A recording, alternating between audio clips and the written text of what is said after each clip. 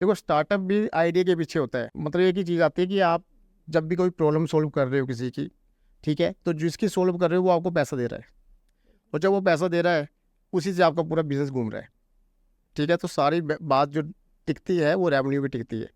आप कमा कितना रहे। तो हमने एक स्टार्टअप लॉन्च किया, काफ़ी फेमस हो गया चंडीगढ़ में। उस पर हमें काफ़ी स्पेस वगैरह भी मिली, गवर्नमेंट की हेल्प भी मिली, पर एक साल स्ट्रगल करने के बाद वो चला नहीं। था उसका कि हम लोग डेवलपमेंट में थे, तो हम लोग प्रोडक्ट डेवलपमेंट में ज़्यादा इंटरेस्ट लिया हमने।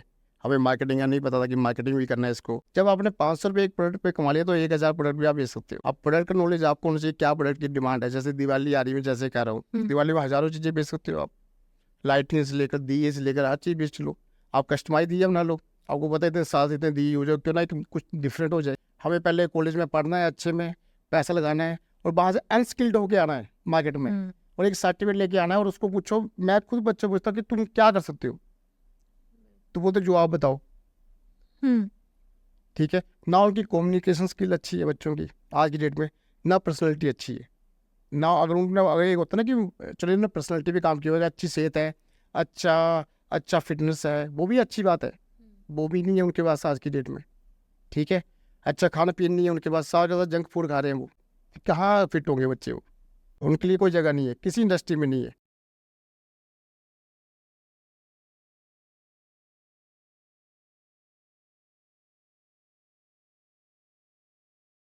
हेलो फ्रेंड्स, आपका एक बार फिर से स्वागत है हमारे चैनल चाय पे चर्चा विद मनमीत में। तो आज की वीडियो उनके लिए है जो अपना बिजनेस स्टार्ट करना चाहते हैं डिजिटल मार्केटिंग या फूड्स लाइन में।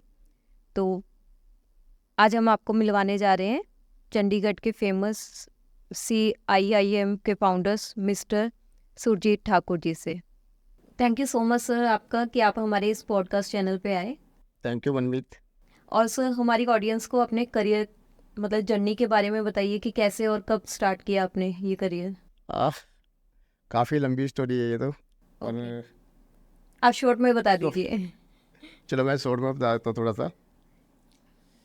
ऐसे आपको पता ही है मैं हिमाचल से हूँ, राइट। तो जी। मेरी स्कूलिंग वगैरह तो हिमाचल से ही हुई है। ओके। मतलब मैट्रिक वगैरह वहीं से की मैंने। उसके बाद चंडीगढ़ आ गई, +1 +2 ओके। यहीं से किया। फिर ग्रेजुएशन की, फिर मास्टर कंप्यूटर साइंस किया। उसके बाद जॉब की 6-7 साल। जी। और उसके बाद जब जॉब करके एक टाइम ऐसा आ गया कि समझ नहीं आ रहा था करना क्या आगे, क्योंकि सेम रूटीन थी, सेम लाइफ चल रही थी ना। बिल्कुल। तो फिर मन किया कुछ स्टार्ट करते हैं अपना। तो पहले तो छोटी सी टीम के साथ स्टार्ट किया। ओके। फिर लगा कि ऐसा नहीं हो पाएगा, दोनों चीज़ें साथ नहीं चलेगी, ना ही जॉब चलेगी ना ही वो चीज़ चलेगी ना। बिल्कुल। तो फिर मैंने जॉब जो है ड्रॉप कर दी। और ये ओके। बहुत फ्रैक्शन ऑफ सेकंड में मैंने लिया वो डिसीजन था कि अभी बैठा हूँ और अभी सोचा कि आज से ख़त्म करते हैं इस चीज़ को। तो वैसे डिसीजन लिया और आगे हमने स्टार्टअप के लिए कुछ किया। तो हमने एक स्टार्टअप लॉन्च किया 2013 में, नहीं 11 में, सॉरी। ओके। तो वो काफ़ी फेमस हो गया चंडीगढ़ में। उस पर हमें काफ़ी स्पेस वगैरह भी मिली, गवर्नमेंट की हेल्प भी मिली, पर एक साल स्ट्रगल करने के बाद वो चला नहीं। ओके। रीज़न था उसका कि हम लोग डेवलपमेंट में थे, तो हम लोग प्रोडक्ट डेवलपमेंट में ज़्यादा इंटरेस्ट लिया हमने। हमें मार्केटिंग का नहीं पता था कि मार्केटिंग भी करना है इसको, या इसके लिए फाइनेंशियल भी चाहिए उस लेवल के। आप कौन से बिजनेस की बात कर रहे हैं अभी? हमने एक वेबसाइट लॉन्च किया था, एजेंट बिड करके। ओके। उसमें 10-12 लोग थे हम टीम में। ओके। और काफ़ी चर्चा में रहा वो चंडीगढ़ में, काफ़ी न्यूज़पेपर वगैरह में भी आया वो। ओके। पर एक साल के बाद हमें बंद करना पड़ा, क्योंकि हालात ऐसे हो गए थे कि हम इसको कंटिन्यू कर ही नहीं सकते थे, क्योंकि हमें कोई फंडिंग वगैरह नहीं मिली नहीं थी उस टाइम पे, और हमने अप्रोच भी नहीं किया था किसी को। ओके। तो उसके बाद हमने थोड़ा स्ट्रगल किया, वही उसी दोराई पे आगे कि क्या करना आगे, कि वापस जॉब में जाया जाए या फिर से कुछ किया जाए। तो फैमिली से सपोर्ट नहीं मिली आपको? फैमिली तो ऑलवेज सपोर्ट करती है, आप जिस भी सिचुएशन में होंगे वो तो सपोर्ट करेगी ही करेगी, है ना। बिल्कुल। फैमिली एक लेवल पे आपको, जब आपकी मैरिज हो चुकी है, आपके बेबी हो चुका है, राइट, तो वो आपको इतना तो समझती है कि आप जो डिसीजन लेंगे वो बेस्ट ही होंगे आपके लिए ना। तो अब आपने ही करना था सब कुछ। आप अगर जब आप एक लेवल का एक्सपीरियंस लेके मार्केट से आ रहे हो, तो आप दोबारा जा सकते हो मार्केट में, आप जॉब तो मिल ही जाएगी आपको।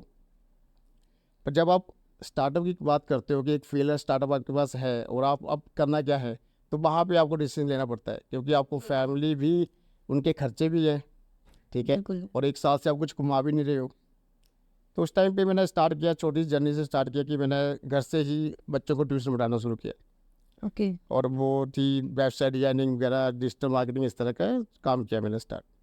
और घर से इसलिए किया क्योंकि मेरे पास स्पेस लेने के पैसे नहीं थे। ओके पहले आपने सीखा? नहीं सीखा नहीं, क्योंकि ऑलरेडी मैं जॉब में था, तो मुझे वो चीज़ आती थी, अच्छा, पहले से knowledge। आती थी। ओके तो जो चीज़ आती थी वो सिखाना बहुत ईजी हो जाता है ना। बिल्कुल। और इतना कैपेबिलिटी थी कि जो सिखाऊंगा वो आगे बच्चों की हेल्प भी होगी, उसमें उनको जॉब मिल जाएगी या उनका अच्छा करियर बन सकता था। हम्म, तो वैसे ही मैंने स्टार्ट किया, 2 बच्चों से स्टार्ट किया, तो 1 महीने में मेरे पास 7 बच्चे हो गए, और नेक्स्ट मंथ मेरे पास 20 बच्चे हो गए, और थर्ड मंथ मेरे पास 54 बच्चे हो गए। ओके और मैंने फीस भी थोड़ा ज़्यादा रखी थी, ओके क्योंकि खर्चे वो थे, बिल्कुल है सही। ना, और आप वैल्यू भी दे रहे हो उसको, क्योंकि आपका फुल टाइम काम था वो। तो 3 महीने के बाद फिर मैंने अपने आप को मूव कर लिया जो कमर्शियल स्पेस में। तो पहले मैंने आधा फ्लोर लिया, फिर उसके बाद 4 मंथ के बाद पूरा फ्लोर ले लिया, फिर वहाँ से जर्नी स्टार्ट हो गई। तो पहले अकेले स्टार्ट किया, अभी और भी ट्रेनर वगैरह इन्वॉल्व हो गए, बाकी लोग टीम भी आ गई। फिर वहाँ से मूव कर लिया मैंने 34 में, फिर बड़ी स्पेस पे आ गए, 3-3.5 हज़ार स्क्वायर फीट पे आ गए, ओके और टीम साइज भी बड़ा हो गया। अब हम काफ़ी बच्चे बढ़ा रहे हैं, मतलब एक साल में तकरीबन हम 10,000 बच्चे, तो इतना तो हम लोग पढ़ा रहे हैं अभी तक। तो इस तरह स्टार्ट किया हमने अपनी जर्नी। तो क्या इसका मतलब फ्यूचर में क्या इसके बेनिफिट्स हैं जो आप कोर्स वगैरह कराते हो डिजिटल मार्केटिंग वगैरह के? देखिए, मेरा कभी एजुकेशन में बिजनेस करने के लिए नहीं आया था, मैं कभी भी सीरियसली।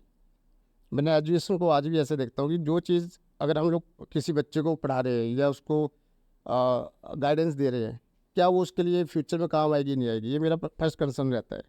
अगर मुझे लगता है कि कोई चीज़ हम लोग पढ़ा रहे हैं और उसका फ्यूचर में स्कोप नहीं है आगे, बिल्कुल। या बच्चे का टाइम वेस्ट हो रहा है, तो हम वो चीज़ पढ़ाते नहीं, हम बंद कर देते हैं वो कोर्सेज। तो ऐसे हमने लिस्टेड ऑफ कोर्सेज बंद किए कई साल में। हम लोग उसी में फोकस करते हैं जिसमें बच्चे का आगे कैरियर बन सकता है। हम्म, जैसे अभी हम लोग पूरा फोकस हम डिजिटल मार्केटिंग की तरफ लेके जा रहे हैं। अब हमारे पास ऐसे लोग आते हैं, ऐसे बच्चे आते हैं जिन्होंने +2 किया हुआ है, ठीक है, हम्म, या कोई जोमेटो में डिलीवरी कर रहा है, या गलती से किसी ने कोई ऐसी चीज़ की हुई है जिसकी आगे डिमांड नहीं है। अभी मेरे पास करंट में बताऊं तो मेरे पास नर्सिंग की लड़कियां भी आ रही हैं जो नर्सिंग करके बैठी हुई हैं, या एग्रीकल्चर में BSc करके बैठी हुई हैं, ठीक है, B.Ed. करके बैठी हुई हैं। ऐसे बच्चे आ रहे हैं जो मैकेनिकल में इंजीनियरिंग की हुई है, MBA की हुई है, ठीक है, क्योंकि हार्ड वर्क उन्होंने किया, एजुकेशन उन्होंने ले लिया, सब कुछ ले लिया उन्होंने, मतलब जॉब भी ले ली, पर सेटिस्फेक्शन लेवल नहीं आ पा रहा, क्योंकि सैलरी स्कोप इतना है नहीं, सैलरी अच्छी नहीं है, नहीं है। ऊपर से इतना फ्रीडम नहीं है टाइम का कि वो अपने आप स्विच कर सके, ठीक है। और जो जिस तरह ट्रेंड चेंज हो रहा है, जैसे मार्केटिंग का ट्रेंड चेंज हो रहा है, क्योंकि सबसे हाई पेइंग सैलरी जो है डिजिटल मार्केटिंग में मिलती है डिजिटल आजकल। मार्केटिंग। कोई भी कर सकता है, कहीं से भी कर सकता है, कोई टाइम मोनेशन नहीं है, आप होम बेस काम ले लो, है ना, आप फ्रीलांसिंग कर लो, आप मतलब किसी भी लेवल पे अपने आप को बूस्ट कर सकते हैं उस चीज़ को। और दूसरा क्या है कि इन बच्चों को क्या है कि with in time frame 3-4 month की ट्रेनिंग के बाद ही जॉब ऑफर हो जाती है। मतलब कितना क्लियर है कि अगर आप किसी भी स्ट्रीम से आ रहे हो, किसी भी एज ग्रुप से आ रहे हो, ठीक है, आपने 4 महीने इन्वेस्ट किया, आपने उस पर प्रैक्टिकल चीज़ें सीखी, इम्प्लीमेंट किया उस नॉलेज को, वही नॉलेज जो है वही कंपनियां उस तरह के बच्चों को ढूंढ रही हैं। आपने उनको इंटरव्यू दिया, आपको सिलेक्शन होगी, आपको जॉब ऑफर लेटर मिल गया, 4 महीने में आपकी लाइफ चेंज होगी। अब आपका क्या लाइफ स्टाइल है, आप 5 डे वर्किंग वीक पे जा रहे हो, ठीक है, आपके पास हाइब्रिड मोड है, आप ऑफिस जा भी सकते हो, घर से भी काम कर सकते हो, ऊपर से आपका एक्सपीरियंस ऐड हो रहा है। अब जब भी आप जितना आप बाहर काम करोगे उतना आपकी एक्सपीरियंस बढ़ती जाएगी। क्योंकि आजकल की यूथ ऐसी है कि उन्हें रिजल्ट मतलब तुरंत चाहिए। सेकंड सेकंड में चाहिए कि मुझे इसका आउटकम क्या है, अगर मैं ये कोर्स करता हूँ मुझे क्या मिलेगा क्या इसका, बेनिफिट? और ये होना चाहिए। और आज का यूथ बहुत अवेयर है, जितना डिजिटल टाइम मतलब कंटेंट अगर आप देखोगे इंटरनेट पे इतना कुछ फैल चुका है कि बच्चे इतना अवेयर हो चुके हैं कि उनको पता है कि मैं ये करूँगा तो क्या होगा, ठीक है। और दूसरी चीज़ क्या मुझे देखने में मिली है बच्चों की, अब ना बच्चे हार्ड वर्क नहीं करना चाहते, वो बोलते हैं हम स्मार्ट वर्क करेंगे और जल्दी से पैसा कमा पैसा लेंगे, जल्दी कमाएंगे। से हम लोग अपने कैरियर में सक्सेस हो जाएंगे, हम स्टार्टअप कर लेंगे, ये कर लेंगे।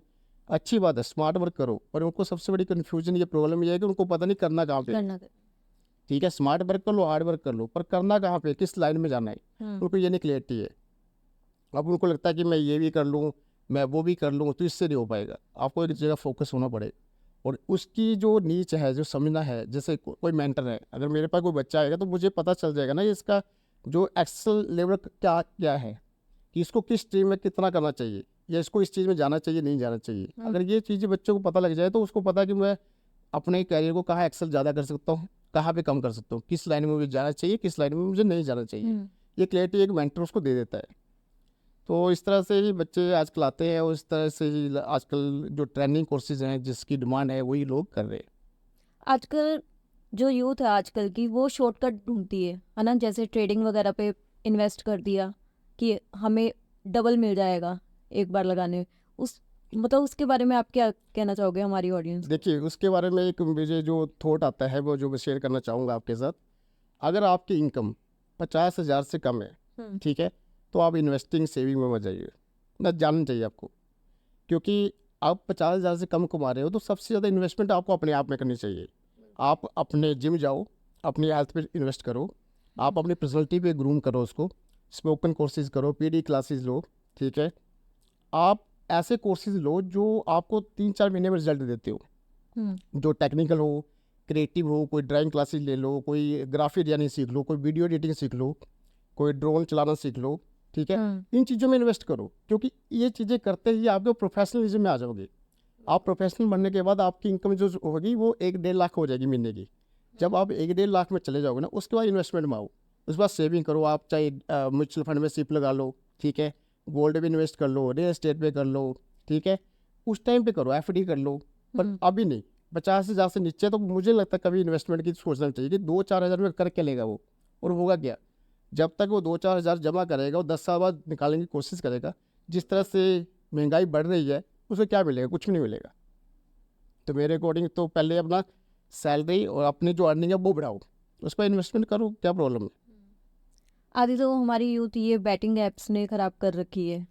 वो ना देखिए, वो हर किसी का एक ड्रीम होता है कि जल्दी सक्सेस लेनी है ना। हाँ। और ये आज से नहीं चल रहे, कई टाइम से चल रहा है। अभी तो डिजिटल आने से लोगों को लगा, पहले तो लॉटरी सिस्टम तो पहले भी चलता था। हमारे टाइम में जब हम मेले वगैरह में जाते हैं वहाँ भी होता है, भैया ये ले लो आपको कुछ निकल जाएगा, क्योंकि ये फैंसिटी है। आपको लगता है कि यार मेरे लक काम करेगा और मुझे हो जाएगा। अब वही चीज़ डिजिटल में आ गई है, ठीक है। तो लोग क्या कर रहे हैं, वहाँ पे पैसा लगा रहे हैं कि और देख रहे हैं कि मेरा हो जाएगा, मेरा हो जाएगा। इससे सबसे बड़ा जो ड्रॉबैक मिल रहा है यूथ को वो है डिप्रेशन, बिल्कुल। ठीक है। अब एक बात बताओ, आज यूथ की जो मतलब हम बात कर रहे हैं +2 बच्चे की, उसकी एज क्या होगी, 16-17 साल होगी। आज उसको डिप्रेशन तो होना नहीं चाहिए। उसको सिर्फ एक काम करना, अपने एजुकेशन में फोकस करना और कुछ नहीं करना है। पर वो डिप्रेस क्यों, उसके बाद टाइम नहीं है। टाइम इसलिए नहीं है क्योंकि वो बिजी बहुत है। उसको 3-4 घंटा रील देखनी है, ठीक है, सही बात। उसको टीवी भी देखना है, नेटफ्लिक्स वगैरह इससे कई चैनल फ्री में है, वहाँ देखना है, उसको देखना है। उसको घूमने फिरने भी जाना है, ठीक है। तो ऐसी चीज़ें से, और जो वो यूट्यूब में देख रहा है, जो कंटेंट वो कंज्यूम कर रहा है, उससे उसको लगता है कि डिप्रेशन आने का फर्स्ट रीज़न ये लगता है कि उसे लगता है कि मैं कुछ लाइफ में किया नहीं अभी तक मैंने। क्योंकि मेरी एज का लड़का जो वो 1 लाख रुपये कमा रहा है, वो अपना शो केस बनाया उसने कि मैंने ये कमा लिया। पर वो ये नहीं देख रहा जो लड़का वो कर रहा है उसके पीछे कितना टीम साइज होगा उसका, उसके पेरेंट्स भी इन्वॉल्व होंगे, उसके फाइनेंस इन्वॉल्व होंगे, ठीक है। एक पूरी टीम है जो कंटेंट क्रिएट कर रही है उसके लिए, और उसको सिर्फ एक आगे चेहरा बनाया गया, जैसे फिल्म में होता है। जो हीरो है वो तो सिर्फ एक्टिंग करेगा, उसके पीछे स्क्रिप्ट राइटर कोई और है, प्रोड्यूसर कोई और है, प्रोड्यूसर कोई और है, सब कुछ है, लॉन्च हो गया, हीरो बन गया। वैसे ही है, वो ये नहीं समझता। उसे लगता है मेरी यूथ का लड़का है, एक मोबाइल चाहिए, इंटरनेट मेरे पास भी है, सोर्सेज मेरे पास भी, मैं क्यों नहीं कर पा रहा हूँ। तो वो ये देख नहीं पा रहा कि उसके पीछे कितना चैनल है, जो कितना कुछ उसके लिए किया जा रहा है, और वो बच्चा स्कूल भी जा रहा होगा, ठीक है, पर यहाँ पे डिप्रेशन आ रहा है उसको, मैं कुछ नहीं कर पा रहा हूँ। इससे क्या होता है, वो अपनी एजुकेशन भी ढंग से नहीं कर रहा। मुझे लगता है इस पढ़ाई में रखा क्या है। क्योंकि कम एज में ही आजकल की यूथ को ये होता है कि हम इनकम सोर्स अपना ढूंढ लें कम एज में ही। अगर 14-15 ईयर्स के ही आप आज की डेट में बच्चे देख लो, यूट्यूब पे हैं, सोशल मीडिया चला रहे हैं, सारा कुछ है कि उन्हें ये है कि हमें अभी ही इनकम स्टार्ट करनी है मैम अपनी। गवर्नमेंट बोलती है कि 15 साल के बाद आप एलिजिबल हो, जो आप लेबर वर्क कर सकते हो। लेबर मतलब मीन्स आप काम कर सकते हो, आपको कोई भी वो नहीं करेगा, मतलब कोई लीगल इशू नहीं आएगा उसमें। पर जो क्रिएटिव फील्ड है उसमें कोई एज लिमिट ही नहीं है। 2 साल का बच्चा टीवी में काम करेगा वो कमा सकता है, बिल्कुल। ठीक है। आप देखो ना कि आपका बच्चा क्रिएटिव है तो उसको क्रिएटिव काम में लेके जाओ। जब बच्चा क्रिएटिव नहीं है तो उसको बता दो बच्चे को तुम्हारे में वो चीज़ नहीं है। हाँ, अब हर बच्चा सिंगर तो बन नहीं सकता, बिल्कुल। ठीक है, हर बच्चा पेंटिंग नहीं कर सकता। 15 साल का बच्चा हो गया, अगर उसको लगता है कि क्रिएटिव में नहीं है तो वो उस चीज़ में ले लो ना, प्रोफेशनल कोर्सेज में चले जाए। एजुकेशन के साथ देखो, पैसा कमाने में कोई बुराई नहीं है, पर पैसा आप फिजिकली वर्क से मत कमाओ ना, आप लेबर वर्क से मत कमाओ, क्योंकि उसमें आपकी कभी ग्रोथ होगी नहीं। अगर कोई बोले आप सिक्योरिटी गार्ड की जॉब में लग जाओ, आपको 15,000 दे रहा है, तो 2-4 साल बाद भी 16 देगा, 17 देगा, इससे ऊपर नहीं देगा। तो वही चीज़ यार, मेंटल लेवल पे काम करोगे, अपनी पर्सनैलिटी पे काम करोगे, अपने प्रोफेशनल कोर्सेज कर लोगे कोई, तो आप उससे 2 लाख भी चार्ज कर सकते हो। ऐप डेवलपमेंट सीख लो, ठीक है। आप वीडियो एडिटिंग, मैंने कहा कि इतना आजकल है कि हर किसी को आज कंटेंट ही सबसे ज़्यादा इसमें है, वो सीख लो। अपना तो करो, दूसरों का भी करो साथ में, क्या प्रॉब्लम है? फ्रीलांसिंग करो साथ में बैठ के। तो प्रॉब्लम पैसा कमाने में नहीं है, प्रॉब्लम सिर्फ माइंडसेट की है। जो बच्चे को लगता है, जैसे मैंने कहा ना कि दूसरों को देख के खुद एक्शन नहीं ले पा रहा, वो सिर्फ डिप्रेस हो रहा है। अगर वो एक्शन ले तो उसके पास सारे सोर्सेज अवेलेबल है। आज हर बच्चे के पास लैपटॉप है, हर बच्चे के पास इंटरनेट है, हर बच्चे के पास हेल्प करने के लिए इतने वीडियो, इतना कुछ है कि वो कहीं से कुछ भी सीख सकता है। पर वो टाइम लगाए, उसमें टाइम लगता है, फोकस लगता है, वो देगा कौन? थोड़ा टाइम तो देना पड़ेगा अगर आपको ग्रोथ चाहिए तो। थोड़ा नहीं, बहुत देना पड़ेगा। तो जिस लेवल पे कंटेंट लोग कंज्यूम कर रहे हैं, हर कोई अवेयर है। आपको बेस्ट बनना है तो आपको बेस्ट अप्रोच के साथ और बेस्ट टाइम, मतलब आपको पूरा फोकस देना पड़ेगा उस चीज़ में।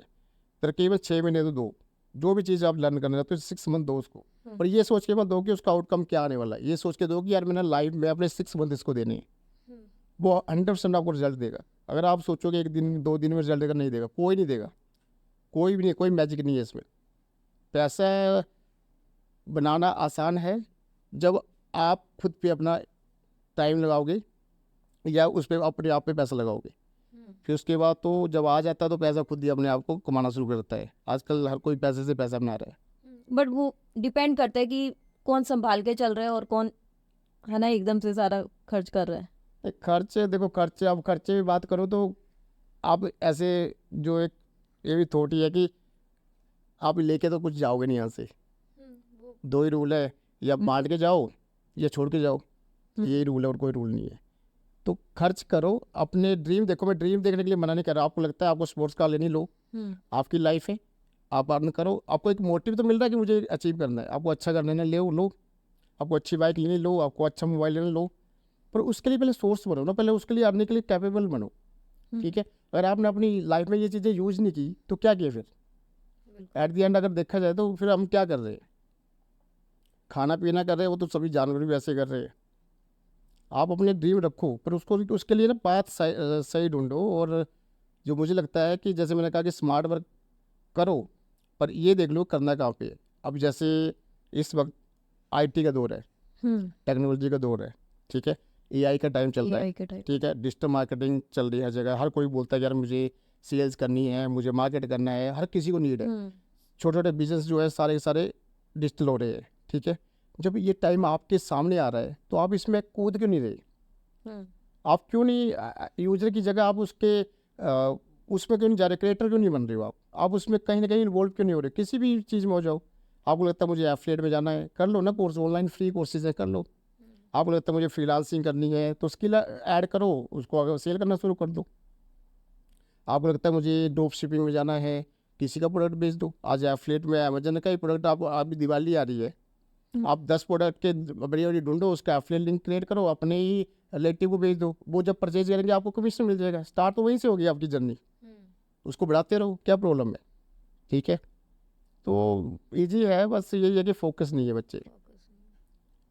जैसे आप डिजिटल मार्केटिंग वगैरह में, है ना, जी जी। सारा आपको नॉलेज वगैरह, आपके हिसाब से यूथ आजकल जैसे रील्स वगैरह, ये ज़्यादातर कैसी रील्स देखना पसंद करती है, नॉलेज वाली और विदाउट नॉलेज वाली? देखिए, आज का रील यूजर डिसाइड नहीं करता उसको क्या देखना है, डिसाइड मार्केटर करता है। मैं डिसाइड करूँगा यहाँ से कि मैं उस बच्चे को क्या दिखाने वाला हूँ। उसका मुझे इंटरेस्ट पता है, अगर मुझे उसका इंटरेस्ट पता है तो उसको कुछ भी दिखा सकता हूँ। और जैसे ही वो एक चीज़ देखे मैं उसको 1000 चीज़ें दिखा दूंगा, वैसे उसका टाइम सारा कंज्यूम कर लूँगा। कैसे? सिंपल है, अगर आप कोई इंटरटेनमेंट की कोई देख रहे हो या कोई फ़नी वीडियो देख रहे हो तो आपको नेक्स्ट वीडियो फ़नी दिखेगा। आप 1 घंटा देखोगे, आपको सेम इंटरेस्ट के वीडियो देखोगे। अगर एक को आप बंद कर दोगे आधे में, नेक्स्ट वीडियो चेंज हो जाएगा। क्योंकि आजकल एल्गोरिथम का टाइम है, आजकल एआई का टाइम है। आजकल जो है आपको लगता है कि आपके हाथ में मोबाइल है, पर वो मोबाइल आपका नहीं है। आपने उसका खर्चा किया, आप उसको चार्ज करते हो डेली, आप उसका रिचार्ज कर रहे हो, आप उसकी बैटरी चार्ज कर रहे हो, पर वो यूज़ मेरे लिए हो रहा है। जब भी आप खोलोगे आप मुझे पाओगे वहाँ पे। मैं क्या करवाना चाहता हूँ वो आपको कर सकते हैं। जैसे अभी एक और ये निकला था कि आजकल लोगों को, जैसे लेडीज़ की बात कर रहा हूँ या जेंट्स का भी हो गया है, सेम चीज़ है एक ना शॉपिंग की एक आदत सी लगी है। अगर वो दिन में कुछ खरीदेगी ना, उसको लगेगा आज मैंने कुछ किया नहीं लाइफ में। चाहे वो ऑर्डर करके कैंसिल कर ले, घर बुला के उसको रिटर्न कर दे, पर उसको क्या लगेगा कि मेरा आज दिन पूरा हो गया। क्योंकि इसे बोलते हैं कि ओवर शॉपिंग का टाइम आ गया है, कि कुछ भी आपको लगता है आप खरीद लेते हो, चाहे जरूरत है नहीं है। क्योंकि पहले आप शॉपिंग करने के लिए टाइम निकालते कि संडे को जाएंगे हम, मार्केट जाना है। ठीक है, फिर सामान लेके आना है। अब आपको लगता है यार ब्लिंकिट सेंटर ऐसी ऐसी चीज़ें हैं, या ये आपका अमेजोन हो गया है, या फ्लिपकार्ट हो गया है ना, मंत्रा हो गया, कुछ भी 10 सूट मंगा लो, देख लो, चेक कर लो। इससे क्या हो रहा है, आप एक तो ओवर शॉपिंग कर रहे हो, पहली चीज़ पैसा बर्बाद कर रहे हो, क्योंकि कई चीज़ ऐसे मंगा रहे हो जो आपको वापस करते भी नहीं, आप बोलते रख लेते, क्या प्रॉब्लम है। दूसरा आप टाइम, सबसे प्रॉब्लम टाइम। आप विंडो शॉपिंग में 2 घंटे लगा देते हो एक चीज़ ढूंढने के लिए, ठीक है, उसकी कोई वैल्यू नहीं है टाइम की, पर उनको वैल्यू है। वो 2 घंटे जो आप उनकी वेबसाइट पे हो, वो वॉच टाइम उनका बन रहा है, ठीक है, आपको इंगेज करके रखा हुआ है, वो आपका इंटरेस्ट देख रहे हैं, वही इंटरेस्ट दूसरी लेडीज़ के लिए यूज़ हो रहा है। अगर सपोज आपने कोई चीज़ सेलेक्ट कर ली और आपने देख लिया, तो उस पर पूरा नज़र है उनकी, अगर ये लेडीज़ इतना टाइम इस प्रोडक्ट में लगा रही तो ये प्रोडक्ट चलने वाला है, उसको वो दूसरे यूज़र को दिखाया जा रहा है, वैसे ही वो ऑटोमेटिक टॉप पे चला जाएगा, ठीक है ना। तो आजकल बहुत कुछ ऐसा चल रहा है जिसमें मतलब आप सोच नहीं सकते कि ये आपका मोबाइल आपके लिए है या हमारे लिए है। नहीं, मेरे साथ ऐसे होता है, जैसे अगर मैं सैड हूँ, मैंने इंस्टा ओपन किया तो मुझे सारी सैड वीडियो ही नज़र आएंगी। मतलब मुझे लगता है इमोशन जो है वो मेरे वो कैच करता है और उसी हिसाब से मुझे वीडियो शो होती है। देखिए आजकल सोशल मीडिया, सर्च, यूट्यूब, ये सारे एक जैसे ही हो गया है ना। जहाँ पे आपने कुछ भी सर्च किया, इंटरेस्ट बेस पे सर्चेज है, ठीक है, आपको सैडनेस आ रही है तो आप कुछ ऐसी चीज़ ढूंढ रहे हैं, तो उनसे उनको पता लगे कि इसको क्या चाहिए, ये क्या है, उसको वैसे दिखाएगा। और ये होने से क्या हुआ कि आपका ना एंगेजमेंट बढ़ती है। ये सारा कंटेंट क्रिएटर एंगेजमेंट का है। अगर मैं आप सैड हो और मैं आपको फनी चीज़ दिखाऊंगा या कोई ऐसी चीज़ दिखाऊंगा जो आपके इंटरेस्ट, आप छोड़ दोगे, उसको बंद कर दोगे, तो इससे क्या होगा, उनका क्या होगा, वो स्टेट क्रिएट हो गया, वो बोलेंगे यार क्या फ़ायदा इस चीज़ का बनाने का, वो यूजर को इंटरेस्ट बेस पे हम कंटेंट नहीं दिखा पा रहे, ठीक है ना। तो ये सारी चीज़ें तो मैं ये कहूँगा कि जितनी भी वेबसाइट्स है, फेसबुक है, गूगल है, यूट्यूब है, इन्हीं का टाइम है, इन्हीं के लिए सारी पब्लिक जी रही है। छोटा सा बच्चा भी इन्वॉल्व है, बूढ़ा भी इन्वॉल्व है, हम भी इन्वॉल्व हैं, आप भी इन्वॉल्व हो, सारे इन्वॉल्व हैं। बचा कौन है अभी? हाँ, ठीक है, जो आप कंटेंट क्रिएट करेंगे, हम कंटेंट क्रिएट करेंगे या कुछ करेंगे, उन्हीं के लिए तो कर रहे हैं, उन्हीं के सर्टिफिकेशंस हैं, उन्हीं को हम लर्न कर रहे हैं, उन्हीं को और अच्छा कर रहे हैं, तो ये उनके लिए ही है। तो मेरी तो यही एडवाइस है कि आप यूज़र ना बनो, आप एक तरफ से आप उसके लिए क्रिएटर बन जाओ, आप उससे कमाना शुरू करो, आप अपना इंटरेस्ट भी बना रहेगा आपका, आपको नॉलेज भी बढ़ता जाएगा, और आप उस साथ में अर्निंग भी कर रहे हो, तो फ़ायदा उस टाइम लगाने का। चलो अब आपने अर्निंग की बात की है तो आप बताओ कि कैसे अर्निंग, मतलब क्या कैसे कैसे स्टेप हमें लेने चाहिए अर्निंग के लिए। देखो, अर्निंग का सबसे जो आसान तरीका है, जो कई सदियों से चला रहा है, वो है जॉब, ठीक है, क्योंकि उसमें कुछ नहीं लगता। आप जाओ जॉब ज्वाइन करो, टाइम पे जाओ, टाइम पे आ जाओ, कोई हेडेक, कोई प्रॉब्लम नहीं है, जो काम देते हो करो, और महीने के महीने पैसा कमा लो, सबसे आसान है ये। पर वो लिमिटेड है, उसमें आपको उतना ही मिलेगा जितना कमिट किया होगा, उससे ज़्यादा 1 रुपया फालतू नहीं मिलेगा, कम नहीं मिलेगा, ईजी है, कंफर्टेबल है, ठीक है। पर आप चाहते हो कि नहीं मुझे इससे ज़्यादा जाना है, तो दूसरा रास्ता होता है स्किल। अपनी स्किल सेल करो, जो आपने लर्न किया है, बिना स्किल के कुछ नहीं है, ठीक है। और स्किल इसलिए चाहिए आपको क्योंकि कोई आप उसका काम करे तभी तो वो पैसा देगा, बिल्कुल। तो उसके साथ साथ आपका फ्रीलांसिंग वर्क करना शुरू हो जाता है, ठीक है, वो आप अपने अकॉर्डिंग अपना क्लाइंट ढूंढते हो, अपना काम करते हो और उसको चार्ज करते हो। फिर आता है तीसरे में आता है ऑटोमेट करना, कि यार मुझे अपना स्किल नहीं बेचना, मुझे टेक्नोलॉजी के साथ चलना है, मुझे किसी का प्रोडक्ट बेचना है, कोई प्रोडक्ट बिक रहा है, सारी दुनिया खरीद रही है, अगर मैं ही आगे बेचूँ उसको तो मैं उससे कमीशन ले लूँ। अब रियल एस्टेट जो है सारा कमीशन बेस पे है, सबसे बड़ा एफिलिएट क्या है, रियल एस्टेट। आप 50 करोड़ की कोठी बेच दो, आपको कितना 1% कमीशन में मिल गया, क्या हो गया, 10, 20, 50 लाख आपने ले लिए, अंदर कर लिए, ठीक है। सबसे बड़ा एफिलिएट ये रियल एस्टेट है। अगर आप डिजिटल में आना चाहते हो तो डिजिटल प्रोडक्ट भरे पड़े हैं, अमेजन भरा पड़ा है ना, कई ऐसे मार्केट में बड़े बड़े जो भी अच्छा प्रोडक्ट लगता है आप लो। अगर उससे आगे जाना है कि आप चाहते हो नहीं उनका नहीं बेचना, खुद का प्रोडक्ट, तो आप वाइट लेबलिंग करा लो, आपको जो प्रोडक्ट अच्छा लगता है उसको बनाओ, अपने ब्रांड के साथ बना लो, उसकी अपनी वेबसाइट बना लो, अपना इंस्टा प्रोफाइल बना लो, व्हाट्सएप पे भी बेचना शुरू कर दो, लोगों को भेजो पिक्चर्स, प्राइस वो वहीं से परचेज कर लेंगे। स्टार्ट तो कहीं से भी कर सकते हैं, उसके लिए आपको कोई फंडिंग नहीं चाहिए, आपको कोई एक्स्ट्रा चार्ज नहीं चाहिए, आपको कोई शोरूम नहीं बनाना है, कोई मतलब वहाँ पे खर्चा करना है, टीम साइज चाहिए। आप छोटा सा प्रोडक्ट लो, फ़ोटो क्लिक करो, देखो कि ये मार्केट में आपको मिल रहा है, आप इसमें 500 रुपये ऐड करो कि 1000 का है, मैं इसको 1500 का बेचूंगी, आप अपने 50 दोस्तों को भेज दो। कोई तो होगा, कोई तो दूर बैठा होगा, बोलेगा यार मुझे भेज दो ये प्रोडक्ट, उसको भेज दो। आपने क्या करना, शिपिंग कॉस्ट ले लो, उससे भेज दो, आपने 500 रुपये कमा लिया। जब आपने 500 रुपये एक प्रोडक्ट पे कमा लिया तो 1000 प्रोडक्ट भी आप बेच सकते हो। बिल्कुल। ठीक है, अब प्रोडक्ट का नॉलेज आपको होना चाहिए, क्या प्रोडक्ट की डिमांड है। जैसे दिवाली आ रही है, जैसे कह रहा हूँ, दिवाली में हज़ारों चीज़ें बेच सकते हो आप, लाइटिंग से लेकर दिए से लेकर हर चीज़ बेच लो। आप कस्टमाइज दिए बना लो, आपको पता है इतने साल इतने दिए हो जाए, क्यों ना कुछ डिफरेंट हो जाए, बनाओ उसको, कस्टमाइज करो, अच्छा कलर करो, अच्छा प्राइसिंग, अच्छी पैकिंग करो, भेज दो। दुनिया तो चाहिए, अभी तो दिन पड़े हैं, लोग ऑर्डर करेंगे, 2 दिन में शिपिंग हो जाएगी उसके पास। जब अच्छे ऑर्डर आ रहे हैं तो उसको फिर वेबसाइट पे ले जाओ, फिर शॉपिफाई वगैरह में वो इम्प्लीमेंट कर दो और उसकी एडवर्टीजमेंट चला दो। ईजी है, कुछ नहीं है। देखो स्टार्टअप भी आइडिया के पीछे होता है, और आइडिया में चाहे मतलब एक ही चीज़ आती है कि आप जब भी कोई प्रॉब्लम सॉल्व कर रहे हो किसी की, ठीक है, तो जिसकी सॉल्व कर रहे हो वो आपको पैसा दे रहा है, और जब वो पैसा दे रहा है उसी से आपका पूरा बिजनेस घूम रहा है। ठीक है, तो सारी बात जो टिकती है वो रेवेन्यू भी टिकती है, आप कमा कितना रहे हो। ऐसा कोई बिजनेस नहीं है जिसमें आप बोलो कि भाई मैं कोई प्रोडक्ट बेच दूँ और उसमें लॉस लेके बैठूँ, तो आप महीने चला पाओगे उस प्रोडक्ट को, जब तक आपकी सेविंग है, उसके बाद ख़त्म हो जाएगा सारा कुछ। तो फर्स्ट डे से जो भी आपने स्टार्ट करना है, कोई भी ई कॉमर्स करना है, एफिलिएट करना है, उसमें हर एक खर्चा जोड़ो, अपना अपना टाइम भी जोड़ो, अपना खर्चा जोड़ो, इसकी शिपिंग कॉस्ट कितनी आने वाली है, ठीक है, इसकी पैकिंग का मटेरियल कितना लगने वाला है, इस पर टीम का क्या खर्चा आएगा, ये रिटर्न होगा नहीं होगा उसकी कॉस्ट क्या आएगी, ठीक है, और ड्यूरेबिलिटी कितनी है इसकी, और इस पर मैं जब बेचूंगा तो मार्केट कॉस्ट कितना आने वाला है, एक्विजिशन कितनी आने वाली है इस पर बेचने पे, और उसके बाद जब वो बिक जाएगा तो मेरी जेब में कितना पैसा बचेगा, और जो पैसा बचेगा उससे मैं अपना घर चला सकता हूँ कि नहीं चला सकता। बिल्कुल। ठीक है, अगर ये चीज़ें आप मैच नहीं करोगे ना, आपको लगेगा यार ये अच्छा आइडिया भी करती हो, तो फेल हो जाओगे। अगर आपने मैच कर लिया तो आप आराम से वो प्रोडक्ट बेचोगे भी, आपको मोटिवेशन भी आएगी कि मैंने प्रोडक्ट बेचा, मेरे पास पैसा बच रहा है, और जब पैसा आता है उससे बड़ी मोटिवेशन कोई नहीं है। फिर आप प्ले करते हो, फिर आप बढ़िया से बढ़िया चीज़ कर लोगे, बढ़िया से बढ़िया ग्राफिक डिजाइनर रखोगे, अच्छी टीम रखोगे, बढ़िया से बढ़िया वीडियो एडिटर रखोगे, बढ़िया से बढ़िया मार्केटर रखोगे, बढ़िया से बढ़िया प्लेटफॉर्म पे आप उसको बेचोगे, क्योंकि आपका पैसा बनता है। तो ये एक फार्मूला है, आपको अगर सक्सेस लेनी है स्टार्ट छोटे से करो। जैसे कोई भी चीज़ हम करते हैं लाइफ में, है ना, ग्रो करते हैं, कुछ करते हैं, तो हमें यही बोला जाता है अपना कंफर्ट लेवल छोड़ो।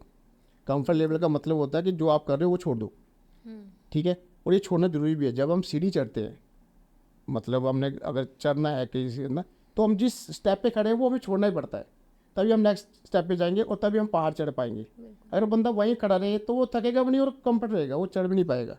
लोग यहीं पे ही खड़े हैं, वो देखे जा रहे हैं कि मुझे इस चोटी पे चढ़ना है, इस यहाँ पे जाना है, पर वो चढ़ नहीं रहे, वो खड़े हैं।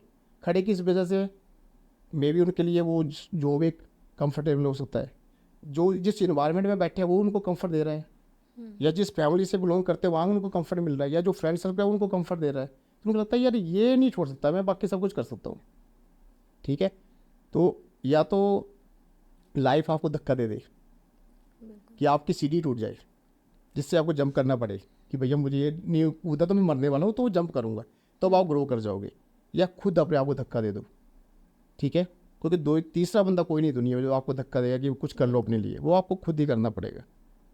और जब जैसे आप कंफर्ट छोड़ोगे आपका माइंड वर्क करना शुरू कर देता है, यार आप मेरे पास कुछ नहीं है, इस महीने खर्चा कहाँ से निकलेगा, मैं क्या करूँ, ऐसा मुझे क्या आता है। तब आप खंगोलोगे अपने आप को कि मुझे आता क्या है, मुझे तो ड्राइविंग भी नहीं आती यार, मैं तो कहीं ड्राइवर भी नहीं बन सकता, मुझे तो ये चीज़ भी नहीं आती। तब आपको पता लगता है कि यार मुझे मैंने किया क्या इतने साल, ठीक है, और ये चीज़ आते ही आप बिल्कुल ट्रैक में आते हो, आपको लग जाता है पता मुझे करना क्या लाइफ में। और जब पता लग जाए करना क्या लाइफ में, फिर तो आंखें बंद करके वही करो तो पता लग गया। जैसे बोलते ना विजनरी होना चाहिए, बोलते कि यार एक स्टार्टअप फाउंडर को विजनरी होना चाहिए। विजनरी का मतलब यही है कि जो नहीं दिख रहा वो दिखना, ठीक है। अब कई लोग क्या करते हैं कि उनको दिख रहा है वो काम करते हैं, तो वो फंस जाते हैं, क्योंकि कभी ज़िंदगी में ऐसा मौका नहीं मिलेगा आपको कि आपको दिख रहा है कि वहाँ पे कुछ रखा है और आप चल रहे हो, तो कोई भी कर लेगा।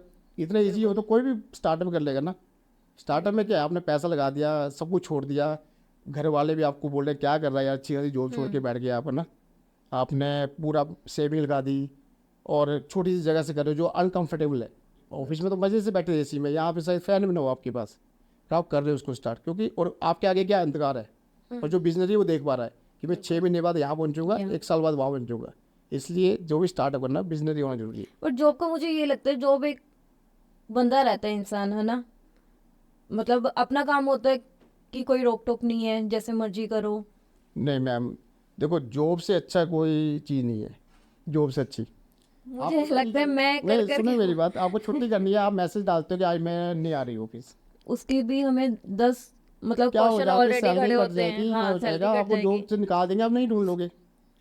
पर जब आप बिजनेस करते हो तो आपके लिए छुट्टी तो है ही नहीं, आप तो 24 घंटे उसके बारे में सोच रहे हो। आप मूवी देख रहे हो, आपके माइंड में चल रहा है यार आज उसके इतने रिटर्न आगे कैसे करूँगा, मेरी टीम का वो नहीं आएगा, मैं कैसे करूँगा, ठीक है। तो जब जो भी फाउंडर होता है उसका माइंड ना 24 आवर वर्क करता है, वो स्विच करता है अपने माइंड को। और ये जॉब वाला स्विच नहीं कर पाता, जॉब वाला हमेशा होता है क्योंकि उसको लगता है मेरे 7 बजने वाले हैं, मेरी ड्यूटी काम खत्म होगा, उसके बाद वो कंफर्ट में चला जाएगा। और कई लोग ऑफिस आके कंफर्ट दिया होता है क्योंकि उनको कुछ नहीं करना है। पर जो फाउंडर है वो स्विच करता है माइंड को, वो जिस सिचुएशन में होगा वो वहाँ पे उतना एक्टिव होगा। बट जॉब वालों की ग्रोथ कम नहीं होती है, वो तो मतलब जिस हिसाब से आप काम कर रहे हो उस हिसाब से तुम्हारी सैलरी नहीं तो होती है किसने आप बोला लोगों आपको लाइफ टाइम जॉब करने के लिए? आपको स्किल्ड होना है ना पहले तो। की। जॉब से अच्छा स्किल सेंटर कौन सा होगा जो आपको पैसे भी दे रहा है? आपको हाँ, कॉलेज में वो आप बात पढ़ते ठीक हो, है। आप वहाँ पैसा देते हो, वो आपको पढ़ा के सर्टिफिकेट दे देते हैं, ठीक है। वो सर्टिफिकेट लेके आप एक जॉब वाले के पास जाते हो, जॉब वाला बोलता है कि भैया सर्टिफिकेट दो, मेरा काम करो, पैसे लो। पर वो आप जॉब में सीख क्या रहे हो वो मैटर करता है ना आपके लिए। तो अगर मुझे आज की डेट में कोई ज्वेलरी के बिजनेस में जाना है या डायमंड के बिजनेस में जाना है, तो मैं क्या करूँगा, एजुकेशन लेने जाऊँगा या किसी दुकान में काम करूँगा या किसी शोरूम में देखूँगा कि भाई किस तरह से काम होता है। शोरूम में अगर मैं वहाँ पे 4-5 साल लगा दूँ तो मुझे कॉन्टैक्ट्स भी मिल जाएंगे, कहाँ से आता है, कितना प्रॉफिट हो रहा है, कैसे कस्टमर से डीलिंग हो रही है, क्या हो रहा है, तो मैं कल को स्टार्ट कर सकता हूँ।